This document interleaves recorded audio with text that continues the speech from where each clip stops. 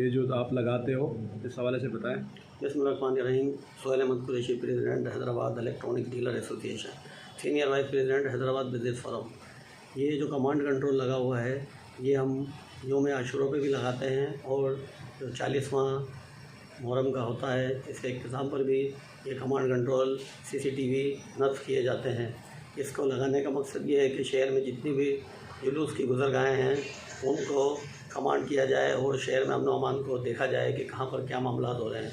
इसके लिए हम SSP हैदराबाद जनाब अमजद शेख साहब का शुक्रिया अदा करते हैं कि उन्होंने अपनी जाराना इक़दाम करते हुए ये जुलूस की तमाम गुज़रगाहों को अच्छा कंट्रोल किया हुआ है और इंशाअल्लाह ताला आगे भी उनसे ये उम्मीद रखते हैं कि पुलिस अपने किरदार निभाती रहेगी और ताजिर बरादरी पुलिस के साथ है और इंशाअल्लाह हम पुलिस के साथ कदम ब कदम उनके साथ रहेंगे और जब तक हमारी ज़िंदगी है इंशाअल्लाह ये जुलूस की गुज़रगाहें और यौम आशूरा हो या 40वां हो, हम पुलिस के साथ कदम ब कदम साथ रहेंगे इंशाअल्लाह ताला।